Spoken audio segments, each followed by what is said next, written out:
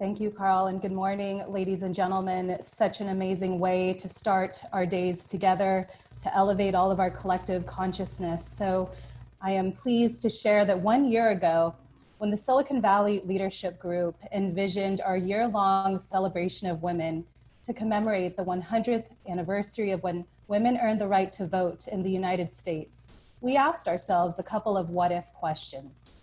What if we could secure the first woman speaker of the United States House of Representatives for the kickoff celebration on August 26th of 2019? Thanks to Congressmember Anna Eshoo, we were able to do so. And what if we could secure documentary filmmaker, actress, philanthropist, and the first partner of California, Jennifer Siebel Newsom, as the final speaker for today's celebration? How fortunate we are to have set our goals so high, and thanks to the generosity of Jennifer Siebel Newsom to achieve this goal. This amazing leader is the director, writer, and producer of the 2011 film, Miss Representation, and the 2015 film, The Mask You Live In. Jennifer earned her BA and MBA from Stanford University, where she graduated with honors.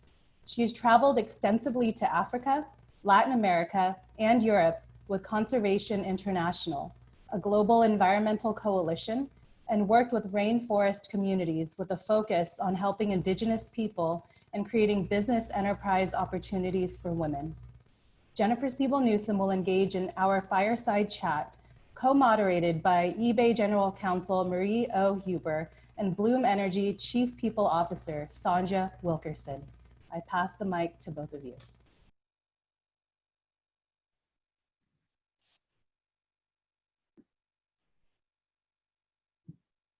Hi.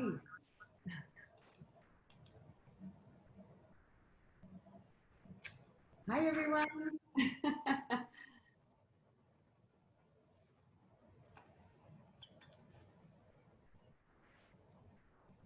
Hello, and thank you for this tremendous opportunity to be a part of the dialogue with all these amazing, inspiring women. So, welcome, First Partner Newsom, to our fireside chat. Sonia and I are delighted to co-host this conversation with you. Let me start by asking you, what compelled you to produce, write, and direct 2011 award-winning documentary, Miss Representation?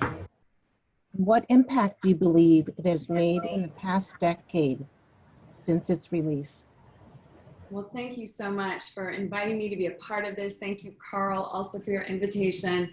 I want to share that, Miss Representation was really birthed out of my experience in the entertainment industry, post Stanford Business School, where I realized that there were not only a dearth of women in front of the camera, but a dearth of women behind the camera telling stories that properly reflected women.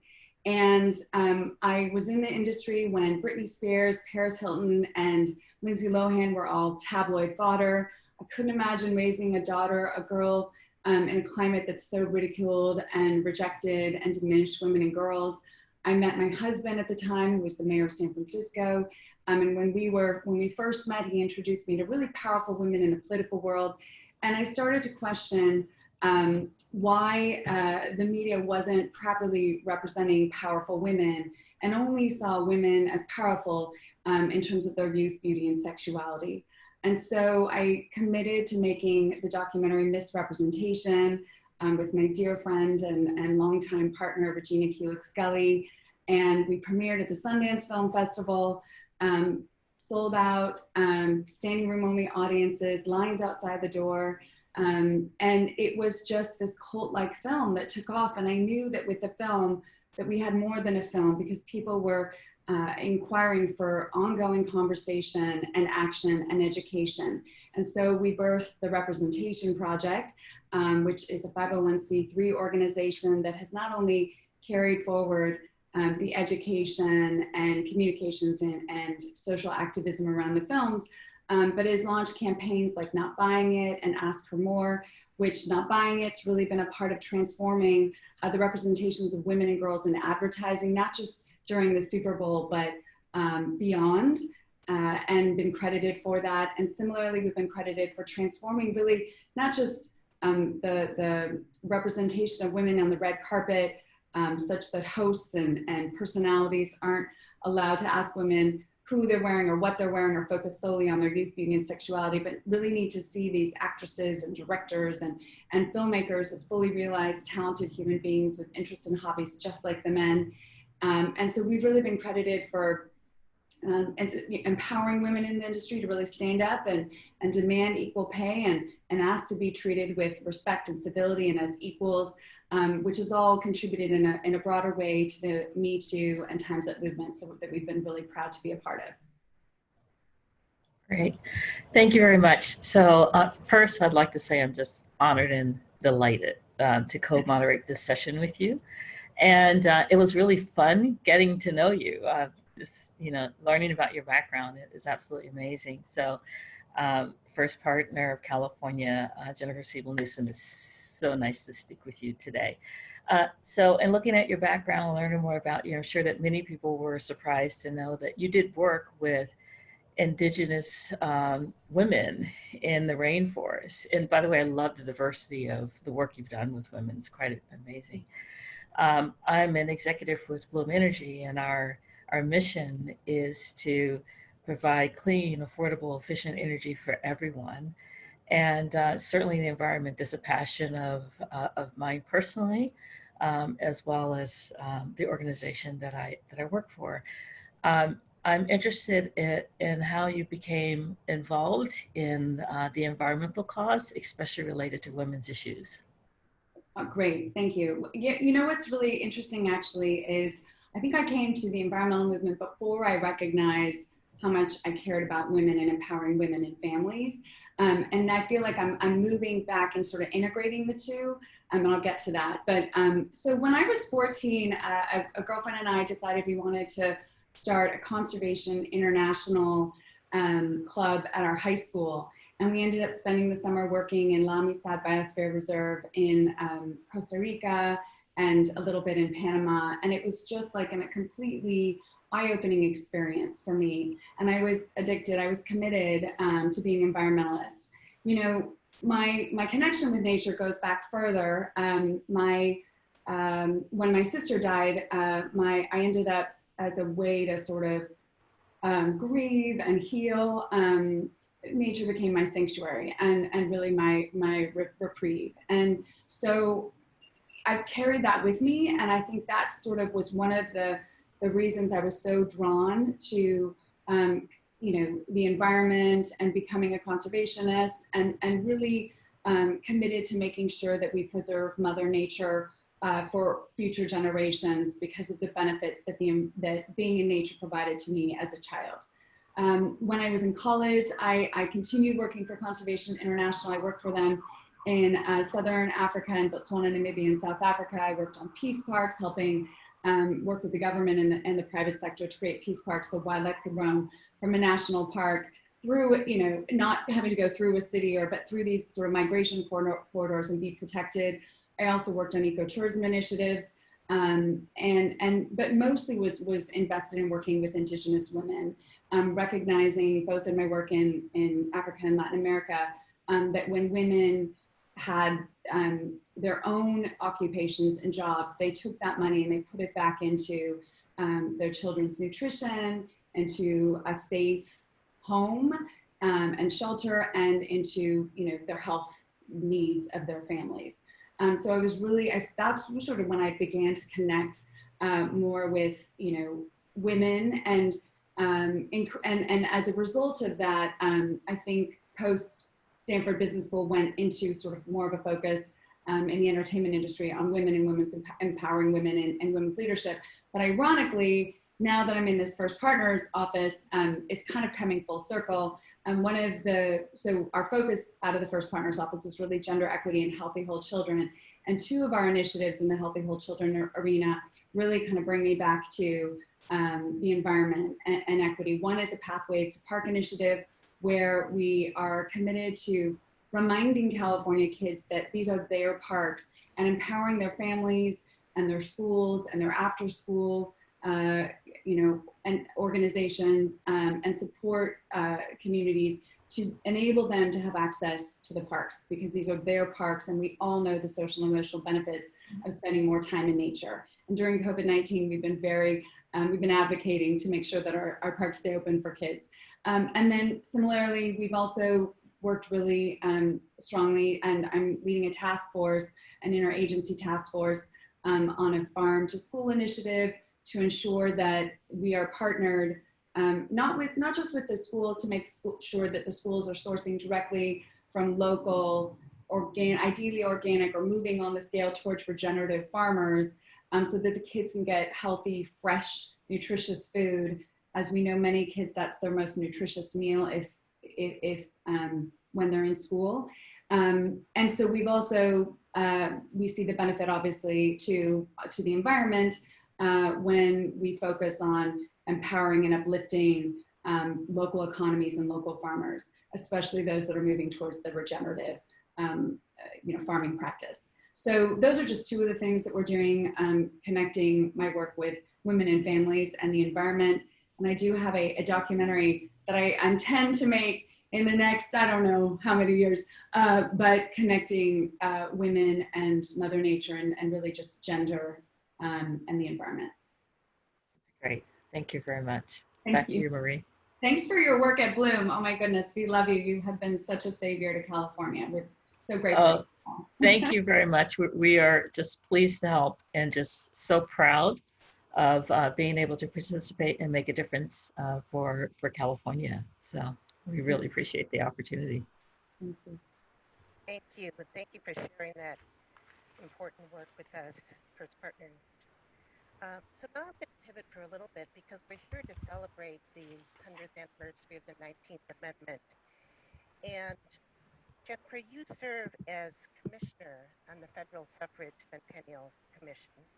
You're appointed by Speaker Pelosi, and we'd love to hear your thoughts about why you think it's important to celebrate the suffrage centennial. And tell us a little bit about what the commission has planned.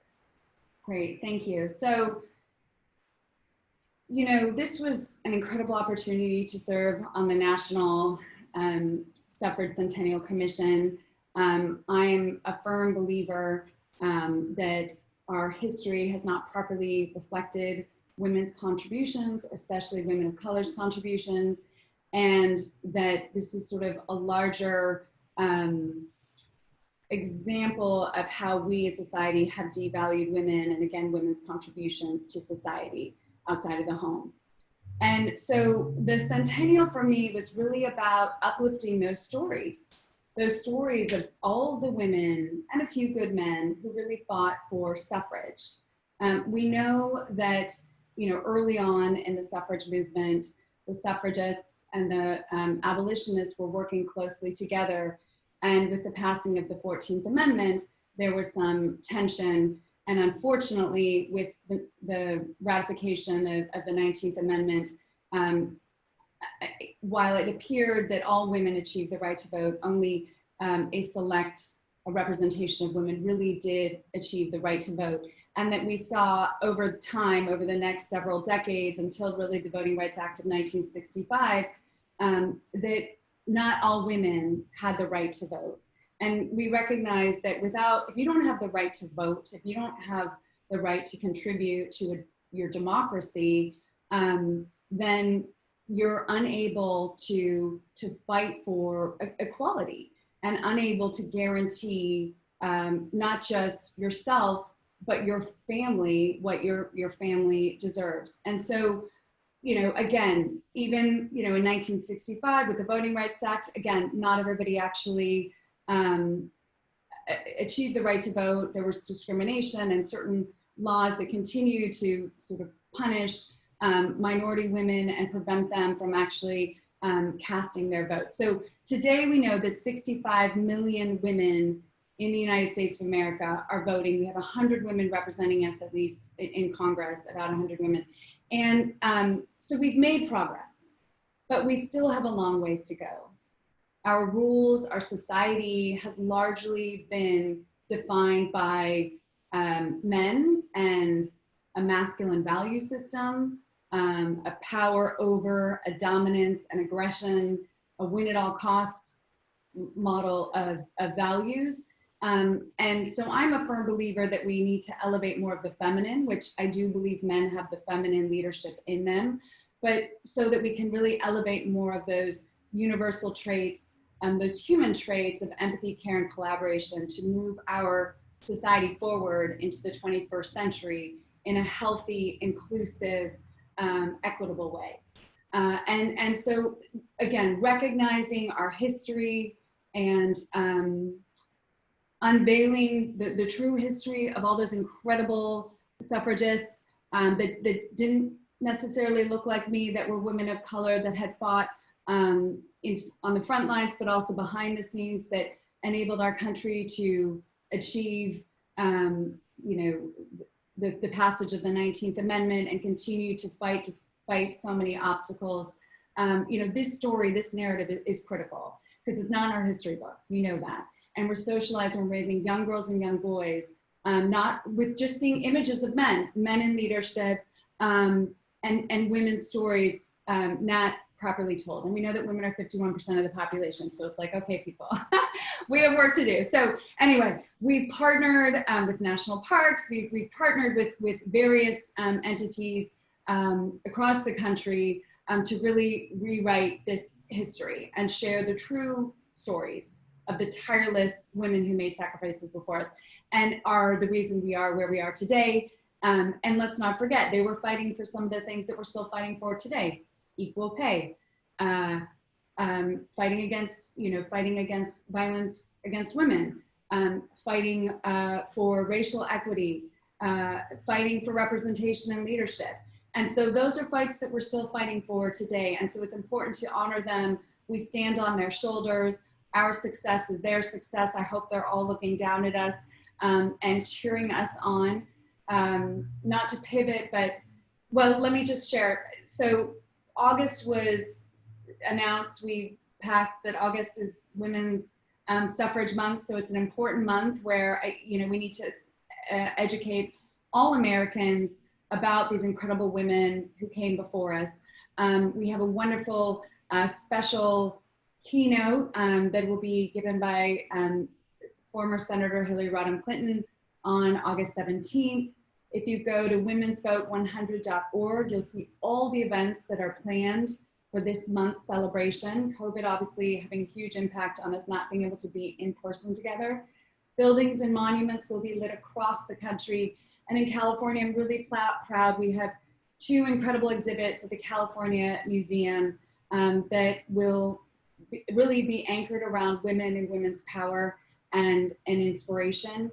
One of the exhibits is called Women Inspire, and I was really excited to contribute to really diversify and modernize a celebration of all the incredible women that have contributed to California history and been successful in California and really shed a light path for California. And that exhibit is opening shortly on the 18th. And then we have another suffrage exhibit that really will educate folks on the entire national suffrage movement, but really hone in on the women in California who contributed, again, who aren't in our history books, who contributed, who suffered, who made sacrifices, who overcame incredible obstacles to fight for women's right to vote. So, a lot's going on this month. I really encourage all of you to go to womensvote100.org to see what films are going to be available for streaming. I'm actually hosting a virtual event on August 26th that I hope you'll join me for. And there's lots coming. And again, we had to pivot with COVID, so we couldn't be in person, but we're doing the best we can. And it's critical, I think, that we share this history with all Californians and frankly, with everyone across the country. Thank you. Thank you, Jennifer. So now, and certainly appreciate the focus on the history and making sure that we're aware of the journey, because the journey continues. And now I'm going to bring it to the current journey that we're on in the workplace as women, and especially women of color. As a Chief People Officer with Bloom, we're certainly focused on creating the most inclusive environment possible for everybody, women, people of color, for all employees. I've been in top roles with both Cisco and Hewlett Packard Enterprise. And for women and women of color, that journey can be interesting and at times difficult. From your perspective, what do you think companies can do to contribute to either making the journey different or better for all women? Yeah, I think it's a really important question. Thank you. Well, first of all, we have to have inclusive workplaces and an inclusive workplace culture, and we have to address that right out. We have to bring in, trainings as relates to unconscious bias, and try and reverse that as individuals and also in the corporate culture. One of the things I encourage all of you to do is sign the Equal Pay CA Pledge, because unfortunately money talks in this society. We need money, you need wealth to get wealth. Women are underpaid, women of color in particular underpaid, we know that. And when you look at the wealth gap is extreme between Caucasian women and Black women and Latina women. Just as obviously there's a huge gap between men and women broadly. So we have a lot of work to do to close the pay gap and the wealth gap for women of color. We have to address the culture. One of really the premise of our Equal Pay CA campaign, over 50 large corporations across California have signed on. They've taken the pledge, they've committed to an annual pay gap analysis, an annual analysis of their promotional and hiring practices to really reduce and get rid of, bias in hiring. And really, we're sharing educational tools that are looking at best practices. We're constantly innovating, thinking about who's doing the best work so that we can really innovate and close that pay gap. California actually has the strongest equal pay laws in the nation, and we want to close that gap to make it the smallest gap in the nation and really lead the nation in that regard. So I think, addressing pay is critical, addressing promotion and hiring practice is critical. You can't do that with a toxic bro culture, which a lot of men are even uncomfortable with. And so I think, standing in our strength and power and using our voice to speak up and out, allyship is critical. And I think it's frankly critical that this is not just a bottom-up movement, but a top-down movement. And it needs to be a priority in the private sector. In corporate America, just as it needs to be a priority in government. We're not going to make any progress unless we really embrace diversity, inclusion, and equity practices and have diverse entities, diverse people, and diverse conversations at the tables of power. One other initiative we're working on is the implementation of SB 826, Senator Hannah Beth Jackson's law, to ensure women have more representation on corporate boards, public corporate boards in the state of California. There's 660 public boards. The legislation mandated that these 660 companies have one woman on their board by the end of 2019 and 3 women at the beginning of 2021. And I'm really excited about the progress we're making. Again, not trying to reinvent the wheel, but basically with the work that we're doing through an organization that I founded, the California Partners Project with Olivia Morgan, we are committed to being a partner to those in this arena, in this space, and really partnering to uplift the good actors once we have all the metrics and measurements, really investing in the impact of women's representation and leadership on corporate boards, because we all know the more women you have in leadership, the greater the creativity, the productivity, and the better the bottom line. But also, streamlining the pipelines to board representation and then supporting the women once they're there. So, I'm hopeful, I'm optimistic. Obviously, COVID-19 has set us as a larger society back, and we can talk about that. But I am optimistic that we can make progress. We just have to make it a priority. It has to come from the top down and the bottom up.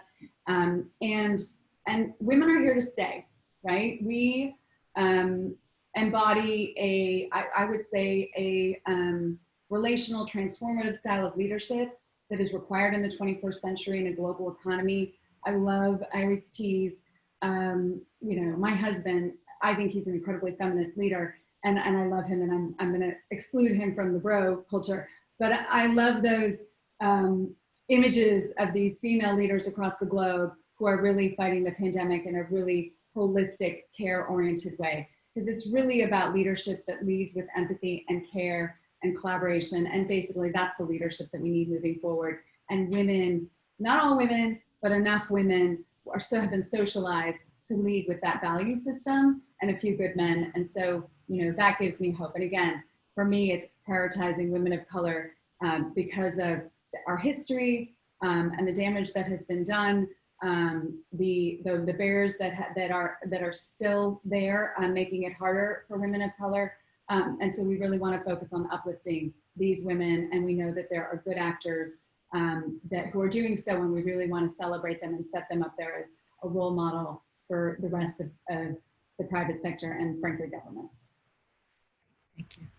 Thank you, Jennifer, and thank you to you and to Governor Newsom for your fights for gender pay equity and for increasing representation of women on boards. And I'm proud to work for eBay, where we have 4 women on our board. And speaking of women and girls, we have guests here today ranging in age from 10 to 86. Amazing. And so, yeah, it's just really incredible. And so, and huge thanks to Silicon Valley Leadership Group for sponsoring today's celebration of women. And so we'd love to hear your thoughts on how to encourage young women and girls who are starting out either in their schooling, education pursuits, in their careers, on how to help themselves and help society. Thank you. No, it's a great question. I have 2 pieces of advice, or maybe 3, but the first is to trust your instincts and don't accept no as an answer. You belong out there on the soccer field playing with the boys if you so choose. You belong in that math and science class. In fact, you can be top of the class. You probably should be top of the class if you desire to. You know, you belong, you deserve to have a seat at those tables and in those games and activities, and that just because society has kind of shared this narrative with us that boys and men are natural born leaders because we haven't seen enough women up there, doesn't mean that you don't deserve that and shouldn't be up there. I love, you know, there's that notion of if you can see it, you can be it.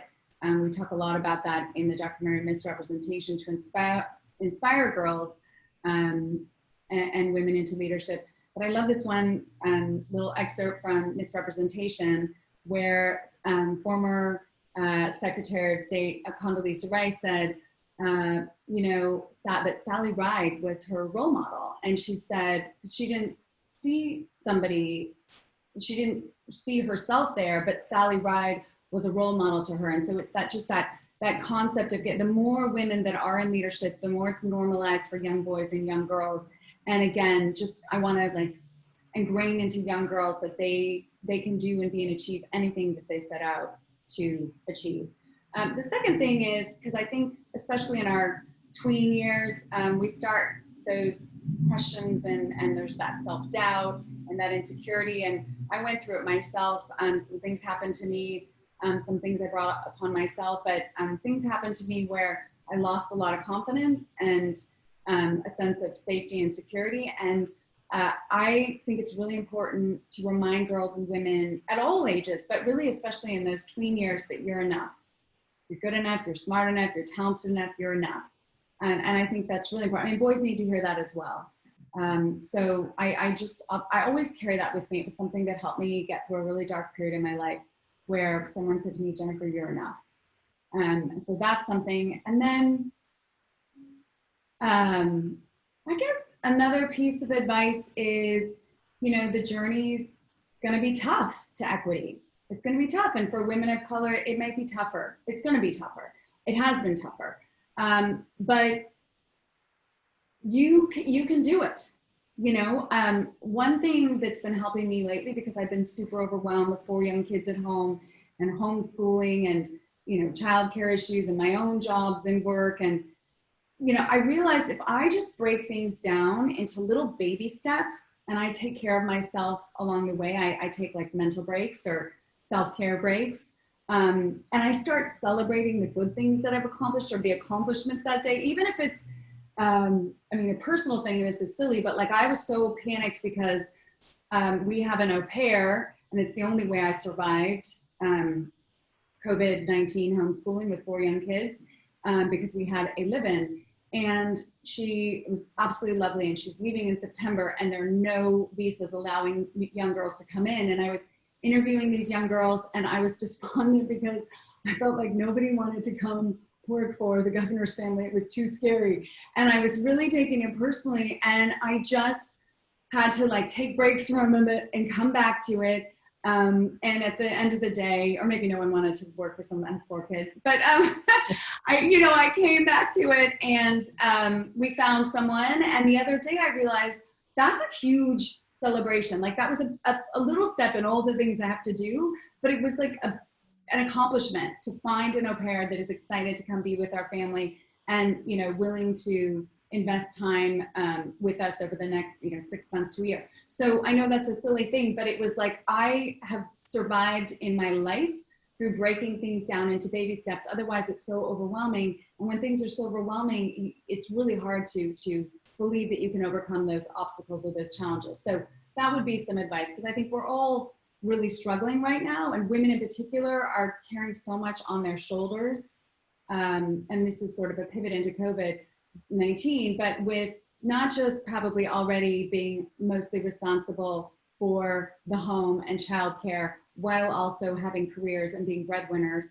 But now they're, in-home therapists and nurses and teachers, right? On top of everything else. And that is, it's too much, right? And so for me, again, if I could teach young girls this, it's break things down into little baby steps and make sure you celebrate along the way, because you need that celebration to give yourself energy and to refuel. You need the rest and the celebration to give yourself energy and to refuel so that you can ultimately, keep moving forward, because the march to equity it's a long one. This is not a sprint. I'm a sprinter, but this is a marathon. And so it's like, this is how I've learned to be a marathon runner. Baby steps. That's great. And I'm going to piggyback on Maria's question. As a parent of 2 now young adult daughters, and I'm like, okay, they've launched or launching, and with 4 kids, and in the midst of a pandemic, and essential workers are having to get out there every day, and with all the challenges that we have in the world that we're living in addition to the normal day-to-day challenges. If you could please just give us a few words of encouragement to the population that is just immersed in the challenge that we're facing today with both COVID-19 and trying to balance it all out. Yeah. No, it's a really great and timely and important question. Look, it's these are messy times. These are dark times. It's a chapter. It will be a chapter in our lives. We are going to get through this. California is going to get through this. We're actually, unfortunately, when you look at the models, we're like peaking right now. We're going to get through this because people are going to wake up and get smart and start wearing masks and start being more responsible. Or we moms are going to hammer home, to everyone that they need to be more responsible. But we are going to get through this. Look, I see mental health everywhere, mental health issues everywhere. I see it in my own kids. They have so much anxiety. They're so scared. We have, we were exposed, me and the kids, we had to quarantine away from my husband. It was scary. And we got through it. It created more anxiety though. They were afraid they were going to die. It was like a really scary period. And, it is not something that I just think we all need to lead with love and empathy and energy, and we are all in this together. No one's separate, no one's invisible, no one's, apart from this. One of the campaigns that we launched out of the First Partners Office, and I'm really proud of, is a Me to We campaign. We launched it with the California volunteers. agency and also with Nextdoor. And it's really about celebrating and uplifting all the beautiful stories of people giving of themselves to others, making it about others and not just themselves. And so I actually think the silver lining in all of this, and it's, let me, you know, I have friends who have lost friends. I haven't lost anyone directly. There's a lot of loss. There's a lot of pain. There's a lot of suffering. And I in no way want to not acknowledge that. But there is, if you take that in and you mourn that, there is still a silver lining. I mean, I think of when my sister died, there's still a silver lining, as painful as it was, as much as it still makes me want to cry. There's a silver lining, there's a gift. And I think what we as a society are being given is this gift that we have not paid enough attention to our health and our well-being as a society, that we've made everything be about power and money and not about people. And so I think we're all being given a gift that we're in this together. There's no leak on your side of our boat. You're only, you know that saying, you're only as happy as your least happy child. You're only as happy as your least happy neighbor. You know, we have protesters outside of our house on the far right and the far left protesting everything, right? And they're not happy. And my husband's so patient with it. I'm not, but he's extremely patient with it. I mean, it does eat at you, but because people are struggling, the struggle is real. There's also misinformation, and that's a problem in our society. There's a tremendous misinformation campaigns going on that is very dangerous, and we know that. It's why we all need to vote in the next election and hold media and technology responsible and accountable for telling the truth. But there is an opportunity to recognize our common humanity, our shared humanity in all this. And so I hold on to that. And that's what keeps me going, and that's what gives me hope. And I think when all is said and done, I think we're gonna come out healthier, as healthier entities, whether the family will ultimately be healthier, the family unit, whether the corporation will be healthier because it'll realize it has to address things that it's been ignoring, like care and empathy, family leave, flex time, remote work, childcare, you know, recognizing that not all of us are robots. We don't all necessarily come into the workplace with just one life, the work life. We actually have lives outside of work. And I think, so again, I think there's a gift that is brewing, that's simmering, that's there if we want to take advantage of it and learn from it. And that's what gives me hope, because I think enough of us are conscious and are going to make change individually and at the community and institutional levels. And I think we can soar. But just to kind of close on that, we have to anchor women and families at the center of our recovery, whether it's our corporations' recovery, our families' recovery, or frankly, public policy. We have to anchor women and families. And so that's obviously some of the work I'm trying to champion and we're trying to do at the First Partners Office. Thank you for your encouraging words. Thank you for sharing your stories and for reminding us all about the importance of mental health and well-being and all of our shared humanity in these times of crisis. And so just as a reminder, all of us are incredibly fortunate and we've worked hard, we've been successful in our careers. We're so lucky to live in the United States and in the state of California and to contribute to our economy.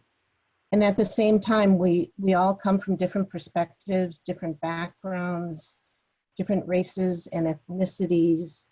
And would love to hear your thoughts about what insights you might have on racial justice and equity issues facing our state and our nation today. And what would you like to see California as a state do with all these huge issues? No, thank you. It's a really important question.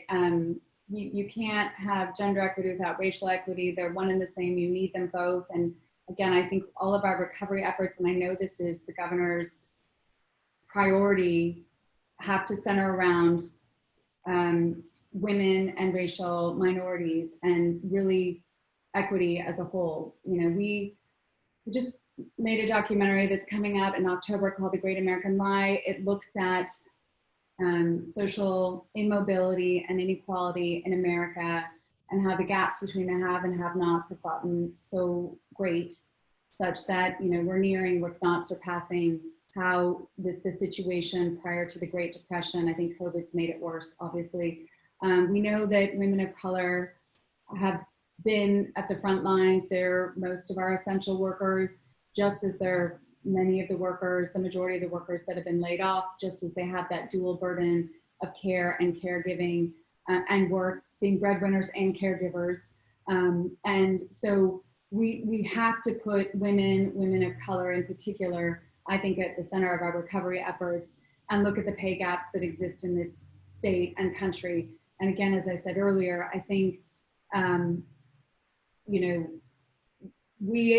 think, what is the statistic? In California women lose $78.6 billion annually to the pay gap. We have to close that gap. And we also have to obviously do it for men of color, but we have to close that gap. And that's one significant way to start. And then, as I said earlier, we need diversity, equity, and inclusion policies in corporate America, in all entities and organizations, because we are a melting pot. We are a diverse country. We are not white.